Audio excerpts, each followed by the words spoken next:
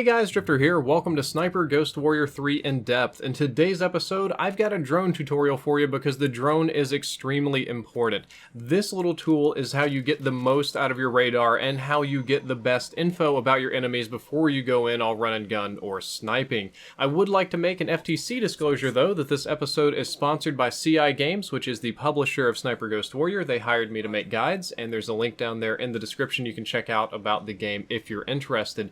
But the drone is essential for getting the most out of your radar because it really is the better part of your radar. You have a map, you have some general ideas of where the enemies are, and if you can spot them with your eyes, you can tag them on the map. However, if you can tag them on the drone, they're pre-tagged on the map, so it's kind of like getting a UAV in COD of the enemy base. You can see where they are, see where they're moving around, see if they're alert or not, and learn a lot about the enemies before you decide to go in and go all YOLO solo on them.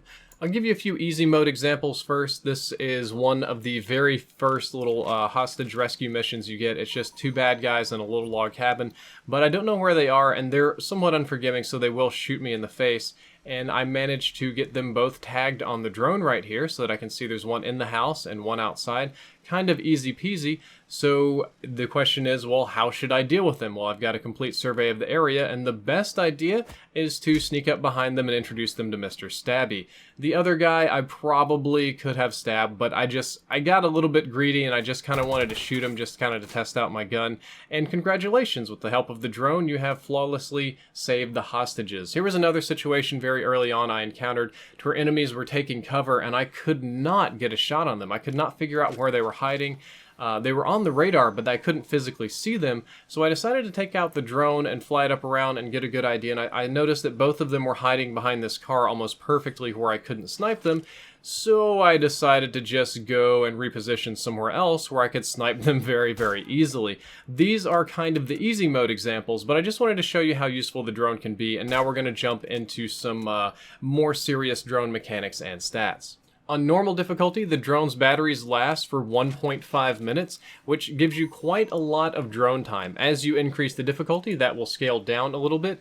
In your weapons cache, there's a skill tree menu just for your drone where you can add about 10 upgrades to it, such as longer battery life, much longer battery life, luring, hacking, all sorts of night vision is a fun one, all sorts of interesting things you can add to your drone, and it's absolutely worth upgrading and adding these to your kit.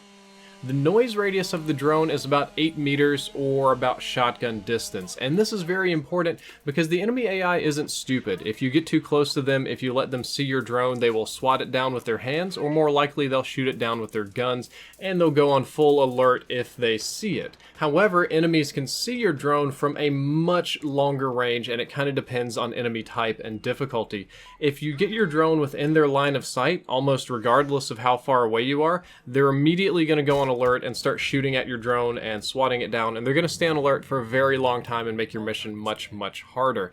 So while the drone is useful for spotting enemies, you need to keep in mind that it's also very useful for spotting hiding places, such as lockers, dumpsters, storm drains, anything you can hide in. That's both marked ones and unmarked ones, so you can sort of plan your area of entry. They can spot explosive barrels that allow you to blow up enemies and get multi-kills, which can be incredibly useful, and fuse boxes. Now, the fuse boxes are used for taking out power so that you can confuse the enemies or they can't see as well, and you can kind of screw up their system there.